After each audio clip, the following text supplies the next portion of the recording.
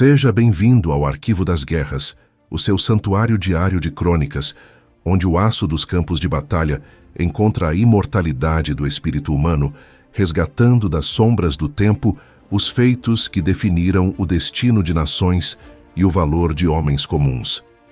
Imagine o cenário. O inimigo que você jurou combater não está mais de pé, empunhando um rifle, mas caído no barro, implorando por ar. Seus pulmões estão sendo consumidos por uma pneumonia devastadora, e o gelo da Itália está prestes a terminar o serviço. No Arquivo das Guerras de hoje, revelamos a história dos enfermeiros brasileiros que, desafiando o cansaço e o ódio da guerra, lutaram 3 noites seguidas para salvar a vida de um soldado alemão. Descubra como a compaixão foi a arma mais poderosa deste batalhão. O inverno de 1944 na região dos Apeninos, na Itália, não era apenas um registro no calendário ou uma mudança de estação, mas uma força da natureza que parecia decidida a esmagar qualquer resquício de vida que ainda teimasse em habitar aquelas montanhas. O ar era tão gélido que cada respiração parecia cortar a garganta, como se fosse feita de estilhaços de vidro. E a neve, que caía de forma incessante e silenciosa, transformava o campo de batalha em um deserto branco, onde a única cor visível era o cinza-oliva das fardas, ou o vermelho escuro do sangue que congelava antes mesmo de atingir o solo. Para os soldados da Força Expedicionária Brasileira, os pracinhas, aquele cenário era o oposto absoluto do calor e da luz de sua terra natal. Eles haviam saído dos trópicos para mergulhar no coração de um inverno europeu, que não perdoava hesitações. As trilhas de montanha eram labirintos de lama endurecida e gelo traiçoeiro, onde cada passo exigia um esforço monumental e onde a morte não vinha apenas pelo chumbo nazista, mas pela exposição constante a um frio que roubava a energia e a vontade de viver. Nas trincheiras brasileiras, o cotidiano era uma sucessão de privações. Os homens dormiam em buracos cavados na terra úmida, protegidos apenas por mantas de lã que muitas vezes estavam encharcadas pela umidade da névoa que subia dos vales. O cheiro de querosene, tabaco forte e o odor acre da pólvora misturavam-se à bruma constante, criando uma atmosfera de opressão sensorial. No meio deste cenário, os enfermeiros da FEB eram figuras silenciosas e fundamentais. Eles não carregavam apenas as macas e os kits de primeiros socorros. Eles carregavam a última esperança de quem via a vida se esvair em meio ao gelo. Muitas vezes, o trabalho desses homens começava onde o combate terminava, percorrendo a terra de ninguém, em busca de sinais de vida entre os destroços. Naquela tarde específica, uma patrulha de reconhecimento avançada movia-se com cautela por uma encosta que vigiava um vale estratégico ocupado pelas divisões alemãs. O silêncio era interrompido apenas pelo som rítmico das botas quebrando a crosta de gelo e pelo uivo do vento que castigava os pinheiros estilhaçados. Foi em uma ravina profunda, oculta por arbustos secos e cobertos de geada, que os batedores brasileiros encontraram o que restava de uma posição de vigília alemã. Não houve troca de tiros, não houve o rugido das metralhadoras. O que os pracinhas encontraram foi um soldado inimigo caído em um abrigo improvisado de pedras e troncos. Ele estava sozinho, abandonado pela sua unidade que recuara sob a pressão da artilharia aliada. Mas o soldado alemão não estava ferido por balas ou estilhaços de granada. Ele estava mergulhado em um delírio febril. Seu rosto apresentava uma palidez serosa e seus lábios tinham uma tonalidade azulada, que indicava a falta desesperada de oxigênio. Cada inspiração era um som rouco e borbulhante, um ruído que qualquer homem de saúde reconheceria como o estágio avançado de uma pneumonia devastadora. O uniforme alemão estava endurecido pela neve e pelo suor frio, e o homem mal tinha forças para abrir os olhos quando sentiu a presença dos brasileiros. O sargento que liderava a patrulha olhou para o prisioneiro com um misto de pavor e piedade. Ali, diante dele, não estava o super-homem ariano da propaganda nazista, mas um jovem que mal deveria ter completado 20 anos, transformado em um espectro pela doença e pelo descaso de seu próprio exército. A ordem natural da guerra diria que ele era um peso morto, um inimigo cuja vida já estava selada pelo inverno. Mas a alma do pracinha brasileiro operava sob um código de honra que a ideologia totalitária nunca conseguiria compreender. Sem dizer uma palavra, o sargento sinalizou para que seus homens improvisassem uma maca com galhos e mantas. Eles carregaram o prisioneiro alemão pelas trilhas íngremes e escorregadias, desafiando a gravidade e o risco de serem detectados por observadores inimigos. O esforço era imenso e o cansaço pesava sobre os ombros dos brasileiros, mas o objetivo agora era salvar aquela vida que se apagava. Quando alcançaram o posto de socorro avançado da FEB, uma tenda de lona reforçada que balançava sob o açoite do vento, o clima era de urgência máxima. Os enfermeiros de plantão, homens que já haviam visto todo tipo de horror traumático nos meses de campanha, pararam por um instante ao verem quem era o novo paciente. Havia feridos brasileiros esperando por atenção, homens que haviam lutado bravamente e que sangravam pela pátria. Colocar um soldado alemão, um representante do exército que tentava escravizar o mundo, em uma das poucas macas disponíveis, era uma decisão carregada de peso moral. Mas o capitão médico e sua equipe de enfermeiros não hesitaram. Eles viram no alemão o que o juramento deles exigia ver: um ser humano em sofrimento absoluto. O prisioneiro foi despido de seu uniforme molhado, seco com toalhas ásperas e envolvido em cobertores secos, enquanto os enfermeiros começavam a lutar contra a febre que ameaçava cozinhar o cérebro do rapaz. A primeira noite foi um mergulho na incerteza.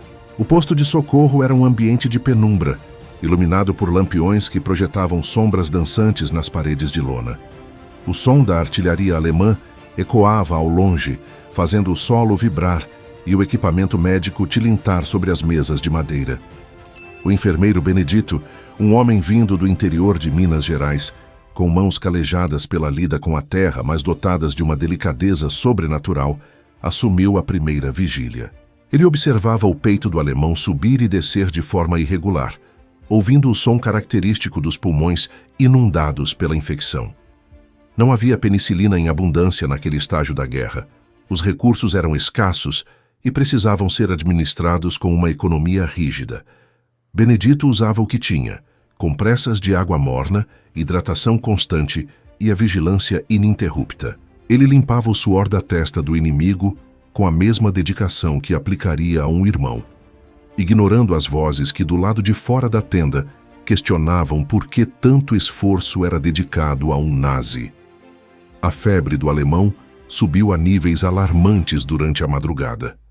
Ele começou a delirar em sua língua nativa, chamando por nomes de mulheres, por lugares que os enfermeiros nunca veriam e por uma paz que parecia impossível naquele inferno de gelo. Benedito não entendia as palavras, mas entendia a dor. Ele segurava a mão do soldado alemão quando ele se debatia, sussurrando palavras em português que, embora incompreensíveis para o paciente, carregavam o tom universal do conforto. Era uma cena surreal. Um enfermeiro brasileiro, exausto, em uma montanha italiana, tentando impedir que a morte levasse um soldado alemão que, poucas horas antes, estaria disparando contra seus amigos. Naquela tenda, a guerra havia sido suspensa. Ali, a única batalha que importava era a biológica, a luta de um organismo contra a bactéria, mediada pela vontade inabalável de um enfermeiro que se recusava a deixar o paciente partir. Quando o primeiro clarão cinzento do amanhecer atingiu a lona da tenda, o alemão ainda respirava, mas sua condição era crítica. Benedito estava com os olhos injetados de sangue pelo cansaço, mas recusou-se a sair de perto da maca. Ele havia passado a noite inteira trocando compressas e monitorando a temperatura, realizando uma vigilância que exigia uma atenção constante a cada detalhe sutil da respiração do prisioneiro. Os outros soldados brasileiros que passavam pelo posto de socorro olhavam para dentro com uma mistura de curiosidade e respeito. Eles começavam a entender que a superioridade do Brasil naquela guerra não residia apenas na bravura do combate, mas na capacidade de manter a humanidade intacta quando tudo ao redor convidava à barbárie. O enfermeiro era a personificação dessa resistência moral. Ele estava protegendo a vida no seu estado mais frágil e impopular. A segunda noite trouxe novos desafios. A pneumonia parecia estar ganhando terreno e o pulmão direito do soldado alemão apresentava sinais de colapso iminente. O médico da unidade discutiu a possibilidade de realizar um procedimento invasivo para drenar o fluido, uma tarefa arriscada, sob a luz de lampiões e com o risco constante de infecção secundária. Os enfermeiros brasileiros, agindo com uma coordenação que nascia da convivência e do propósito comum, prepararam o material. Eles operavam em um ambiente onde o frio era combatido por pequenos fogareiros que mal aqueciam o ar, mas o calor humano que emanava daquela equipe era o que realmente sustentava o ambiente. A segunda noite foi de um silêncio tenso, apenas quebrado pelos gemidos baixos do prisioneiro e pelo som do vento fustigando as cordas da tenda. Benedito e seus companheiros alternavam-se em turnos de 2 horas, mas nenhum deles conseguia realmente dormir. O compromisso com a vida do alemão havia se tornado uma questão de honra para o serviço de saúde da FEB. Eles sabiam que, se o soldado morresse, seria uma vitória do inverno e do descaso. Se ele vivesse, seria um triunfo da compaixão brasileira sobre a máquina de destruição europeia. Durante a segunda madrugada, o soldado alemão teve um ataque de tosse violento que o deixou sem fôlego por vários segundos. O pânico brilhou nos olhos do rapaz, um terror primitivo de quem sente a vida se esvair por falta de ar. Os enfermeiros brasileiros agiram com rapidez, elevando o tronco do prisioneiro e realizando manobras para desobstruir as vias aéreas. Eles trabalhavam em sincronia, comunicando-se por gestos e olhares, movidos por um instinto de cuidado que ignorava a cor da farda do paciente. A dedicação desses homens era algo que desafiava a lógica da guerra. Eles estavam sacrificando seu descanso, suas energias e seu próprio bem-estar para salvar alguém que representava o regime que havia afundado navios brasileiros e mergulhado o mundo na escuridão. Mas, para Benedito, aquele alemão não era o Terceiro Reich. Ele era apenas um jovem cujos pulmões estavam falhando. O enfermeiro pensava em sua própria mãe em Minas, que sempre dizia que a caridade não escolhe rosto. Ele via na face do alemão o reflexo de todos os jovens que a guerra estava consumindo. Uma geração inteira sendo sacrificada no altar da vaidade e do ódio. Salvar aquele soldado era, para Benedito, uma forma de protesto silencioso contra a própria guerra. Era a afirmação de que a vida ainda possuía um valor sagrado que transcendia as fronteiras e as ideologias. A exaustão física começava a cobrar seu preço. As mãos dos enfermeiros estavam trêmulas e suas mentes começavam a ser povoadas por névoas de cansaço absoluto. Mas, toda vez que o alemão emitia um som de dor ou que sua temperatura subia, a adrenalina da responsabilidade os trazia de volta ao foco. Eles eram os guardiões de um segredo que a guerra tentava esconder. A de que, sob as camadas de propaganda e de ódio, o sangue que corria nas veias era o mesmo. E a dor do sufocamento era universal. A segunda noite terminou com o prisioneiro, em um estado de estabilidade precária. Uma pausa no combate entre o corpo e a infecção que permitiu aos enfermeiros um breve suspiro de alívio. Mas eles sabiam que a terceira noite, o ponto de virada habitual de quadros infecciosos agudos como aquele, seria a prova de fogo definitiva. O dia que antecedeu a terceira noite foi marcado por uma tensão silenciosa no posto de socorro. O médico brasileiro monitorava os sinais vitais do prisioneiro com uma frequência obsessiva, ajustando a hidratação e tentando manter o ambiente o mais aquecido possível. Os enfermeiros preparavam-se para a vigília final, limpando o equipamento e revisando as compressas. Havia uma sensação no ar de que o destino do soldado alemão seria decidido nas próximas horas. A notícia de que o prisioneiro da pneumonia ainda estava vivo circulava entre as unidades de combate brasileiras, gerando debates e reflexões sobre a natureza da missão na Itália. Os pracinhas começavam a sentir orgulho daquele esforço médico. Eles viam naquilo a prova de que o Brasil não era apenas um exército, mas uma força civilizatória que levava luz para onde só havia sombras.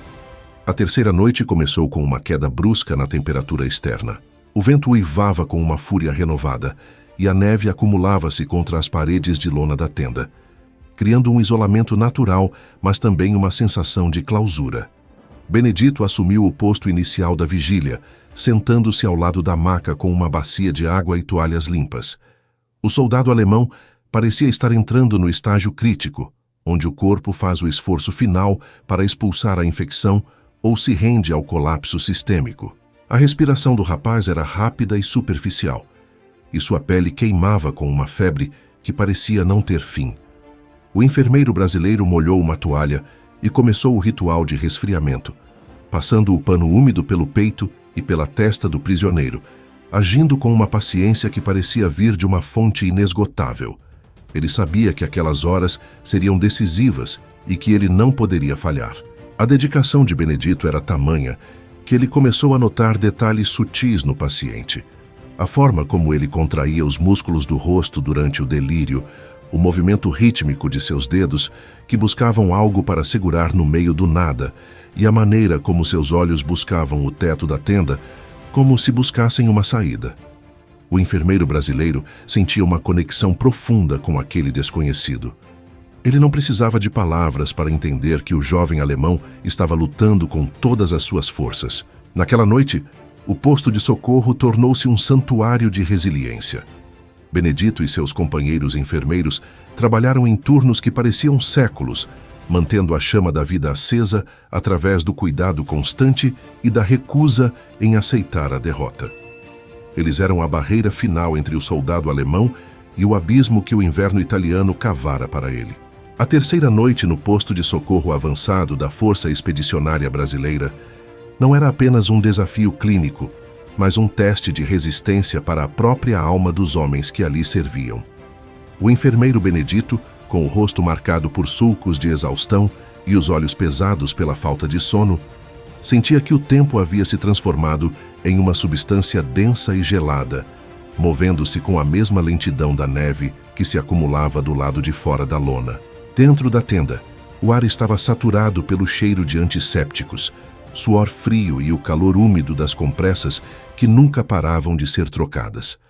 O soldado alemão, cujo nome permanecia um mistério, mas cujo sofrimento era agora o centro das atenções de todo o serviço de saúde, atingira o ponto crítico de sua jornada biológica. A febre, que durante as 48 horas anteriores agira como um incêndio voraz em seu sangue, agora parecia concentrar toda a sua fúria em uma última investida contra a vida. Benedito observava o movimento espasmódico do peito do prisioneiro, ouvindo o som sibilante do ar tentando encontrar caminho através dos pulmões obstruídos. O enfermeiro mineiro sabia que as próximas horas decidiriam se aquele jovem voltaria para a sua terra ou se tornaria apenas mais uma cruz de madeira nas montanhas da Itália. Ele não pensava na ideologia que aquele homem representava, nem nos crimes cometidos pelo exército do qual ele fazia parte. Naquela penumbra, existia apenas a responsabilidade sagrada de um cuidador sobre o seu paciente. Benedito molhou uma nova toalha, retirando o excesso de água com mãos que tremiam levemente devido ao cansaço, e aplicou-a sobre a testa do alemão. Ele sentiu o calor intenso emanando da pele do rapaz, uma radiação térmica que parecia lutar contra o gelo que dominava o mundo exterior. A cada 10 minutos o ritual se repetia.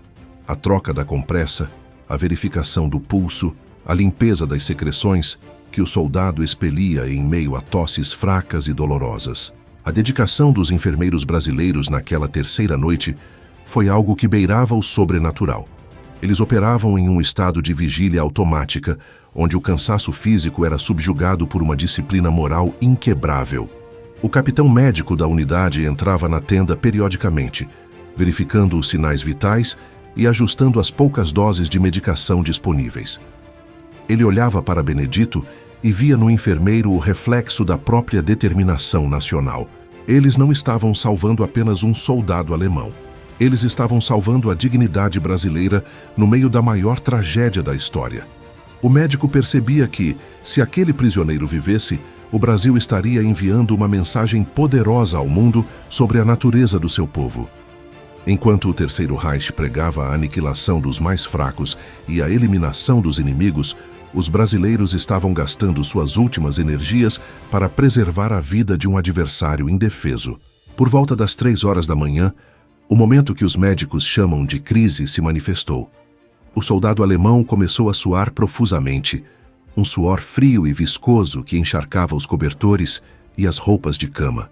Seu corpo tremia violentamente e seus olhos moviam-se rapidamente sob as pálpebras fechadas, sinalizando um delírio intenso. Benedito aproximou-se, segurando os ombros do rapaz para evitar que ele caísse da maca, e sussurrou palavras de conforto em português. Naquele instante de agonia extrema, a nacionalidade não possuía nenhum peso. O enfermeiro brasileiro era a única âncora que mantinha o jovem alemão ligado à realidade. A luta durou quase 1 hora, um período de tempo onde o silêncio da tenda era preenchido apenas pelo som da respiração laboriosa e pelos ruídos abafados da artilharia distante, que insistia em lembrar a todos que a guerra continuava lá fora. Subitamente, como se uma represa de calor tivesse se rompido, a temperatura do prisioneiro começou a cair. A pele, antes vermelha e seca pela febre, tornou-se pálida e úmida. O ritmo cardíaco, que martelava de forma errática e acelerada, começou a se estabilizar em um padrão mais lento e profundo. Benedito, temendo que aquilo fosse o prelúdio do fim, aproximou o rosto do peito do alemão e ouviu. O som borbulhante da pneumonia ainda estava lá, mas havia agora uma entrada de ar mais clara e limpa. A febre havia quebrado. O enfermeiro brasileiro sentiu um alívio tão imenso que precisou se sentar no chão por alguns segundos, apoiando a cabeça entre as mãos. Ele havia vencido a 3ª noite. Ele havia mantido a chama da vida acesa através do cuidado mais puro e desinteressado que um homem pode oferecer a outro. Ao amanhecer, os primeiros raios de luz cinzenta penetraram pela fresta da tenda, revelando um cenário de exaustão e triunfo. O soldado alemão abriu os olhos pela primeira vez em dias, sem o brilho febril do delírio. Ele olhou ao redor, tentando compreender onde estava. Sua visão, antes turva, agora focava no enfermeiro brasileiro que estava sentado ao seu lado, preparando uma nova caneca de água com açúcar para hidratá-lo. O prisioneiro tentou falar, mas sua voz era apenas um sussurro rouco e ininteligível. No entanto, o seu olhar falava tudo. Havia nele uma mistura de espanto, confusão e uma gratidão profunda. Ele percebia que estava em mãos inimigas, mas percebia também que aquelas mãos eram as responsáveis pelo fato de ele ainda estar respirando. O enfermeiro Benedito sorriu, um sorriso de quem cumpriu o seu dever mais elevado, e ajudou o rapaz a beber o líquido, segurando a sua cabeça com a mesma firmeza e carinho que dedicaria a um companheiro de farda. A recuperação do prisioneiro nos dias seguintes foi um processo de descobertas e curas que afetou a moral de todo o setor brasileiro. O soldado alemão, que antes via os brasileiros através da lente da propaganda nazista como tropas inferiores, via-se agora diante de uma realidade que desmentia tudo o que ele fora ensinado a acreditar. Ele observava a rotina dos enfermeiros brasileiros, notando a camaradagem, a alegria mesmo diante da escassez e, acima de tudo, o respeito absoluto pela vida humana. Ele recebia a mesma alimentação que os soldados brasileiros. Suas feridas eram tratadas com o mesmo zelo, e sua dignidade era preservada em cada detalhe do atendimento. A pneumonia fora vencida pelo esforço coletivo de homens que decidiram que o amor ao próximo era a arma definitiva contra a barbárie. O prisioneiro começou a entender que a sua verdadeira libertação não viria da vitória de seu exército, mas daquele encontro de humanidade na montanha gélida. O impacto desse atendimento médico foi tamanho que, quando o soldado alemão finalmente teve condições de ser transferido para um campo de prisioneiros na retaguarda, ele solicitou falar com o enfermeiro Benedito. Através de um intérprete improvisado, o alemão tentou expressar a sua gratidão. Ele disse que na sua terra haviam-lhe dito que os brasileiros eram bárbaros, mas que ele agora sabia que os verdadeiros bárbaros eram aqueles que o haviam enviado para morrer sozinho naquela ravina gelada. Ele agradeceu pelas 3 noites de vigília e prometeu que, se sobrevivesse à guerra, contaria a história do enfermeiro de Minas Gerais para cada pessoa que encontrasse. Benedito apenas apertou a mão do rapaz e desejou-lhe sorte. mantendo a humildade de quem considera que a compaixão não é um feito extraordinário, mas o padrão básico de conduta de um ser humano. A história dos enfermeiros brasileiros que salvaram o alemão com pneumonia tornou-se uma das lendas mais viscerais da força expedicionária brasileira na Itália. Ela simboliza a essência da participação brasileira no conflito. A ideia de que fomos para a Europa para restaurar a decência em um mundo quebrado. O serviço de saúde da FEB, operando em condições de extrema dificuldade e com recursos limitados, provou ser uma das unidades mais eficientes e humanas de todo o exército aliado. Eles não apenas tratavam ferimentos físicos, eles curavam as feridas morais deixadas pela guerra. Cada prisioneiro alemão salvo por mãos brasileiras era um golpe contra a ideologia do ódio, uma prova material de que a civilização e a cordialidade brasileira eram invencíveis, mesmo sob o fogo das metralhadoras. Anos mais tarde, já de volta ao Brasil, Benedito costumava sentar-se na varanda de sua casa em Minas Gerais para observar o pôr do sol sobre as colinas, que para ele traziam memórias das montanhas italianas. Ele raramente falava sobre as batalhas ou sobre o som das bombas, mas seus olhos brilhavam de forma especial quando ele se lembrava daquelas 3 noites na tenda de lona. Ele guardava consigo a certeza de que o seu maior ato de guerra fora um ato de paz. Ele não precisara de um fuzil para vencer o inimigo. Ele precisara apenas de uma bacia de água e da sua própria vontade de não deixar uma vida se apagar. Ele era o herói silencioso do arquivo das guerras, o homem que provou que a cobra fumava, com a dignidade de quem sabe que a verdadeira vitória é salvar o que a guerra tenta destruir. O legado da FEB é construído sobre esses pilares de humanidade e resiliência. O Brasil levou para a Itália algo que nenhum outro exército possuía na mesma medida: a capacidade de empatia visceral. Nossos pracinhas não eram apenas soldados, eles eram embaixadores da alma brasileira, transformando cada contato com a população civil e com o inimigo capturado em uma lição de fraternidade. O atendimento ao alemão com pneumonia não foi um caso isolado, mas a manifestação de um padrão ético que regia todo o comando brasileiro. O Marechal Mascarenhas de Moraes sempre enfatizou que o tratamento aos prisioneiros deveria ser exemplar, e seus subordinados seguiram essa ordem com um fervor que nascia de seus próprios corações brasileiros. A trajetória deste enfermeiro e deste soldado inimigo é o fecho perfeito para o entendimento do papel do Brasil na Segunda Guerra Mundial. Nós fomos para combater o fascismo e o nazismo, regimes fundamentados no desprezo pela vida e na desigualdade inerente entre os seres humanos. E a melhor forma de combater esses ideais foi através da prática da igualdade e do cuidado universal. O enfermeiro brasileiro, ao dedicar as suas noites ao alemão ferido, estava destruindo a base lógica do nazismo mais eficientemente do que qualquer bombardeio. Ele estava provando que a vida de um inimigo era tão valiosa quanto a de um amigo e que a dor do sofrimento não possui nacionalidade. A pneumonia do soldado alemão foi o palco onde a virtude brasileira brilhou com a sua luz mais intensa, iluminando as trevas dos Apeninos com o calor da compaixão. Ao olharmos hoje para os registros históricos da FEB, vemos números de baixas, mapas de avanço e listas de condecorações. Mas o verdadeiro tesouro da nossa história militar reside nessas pequenas crônicas de humanidade que o Arquivo das Guerras se dedica a preservar. O enfermeiro que trabalhou 3 noites salvando o inimigo representa cada brasileiro que atravessou o Atlântico com a coragem de ser bom em um mundo que pedia crueldade.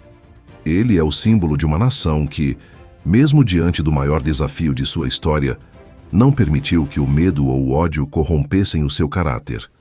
A glória da FEB está nos picos conquistados, sim, mas está principalmente nas vidas preservadas e na honra mantida intacta em cada tenda de socorro.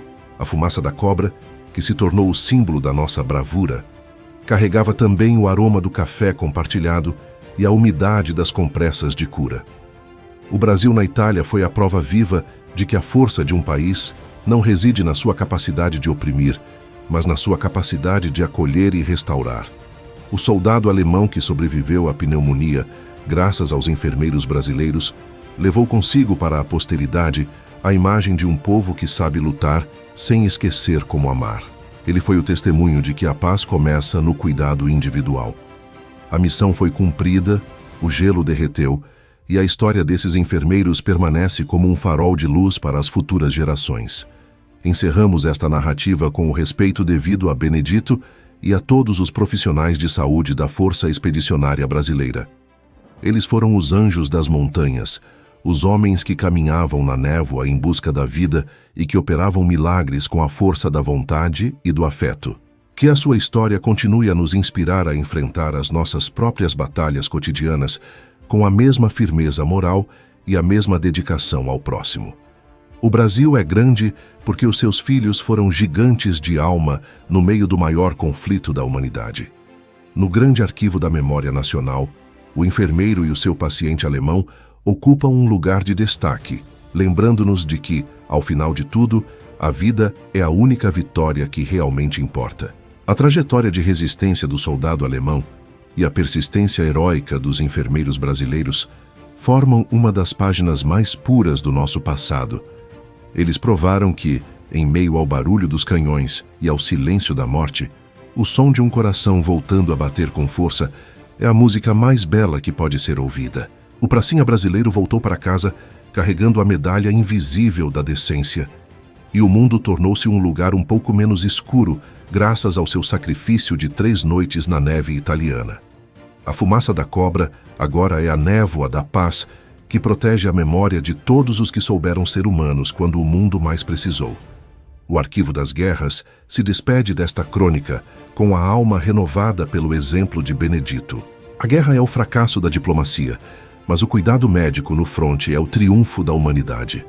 Que saibamos honrar esse legado todos os dias, mantendo vivo o espírito de fraternidade que os nossos pracinhas gravaram a ferro e fogo, mas também com gaze e ternura, nas pedras dos Apeninos. A história termina aqui, mas o impacto dessas ações ecoa para sempre na eternidade da nossa honra nacional. O Brasil fez a sua parte, e a vida, graças à coragem de nossos enfermeiros, saiu vitoriosa mais uma vez.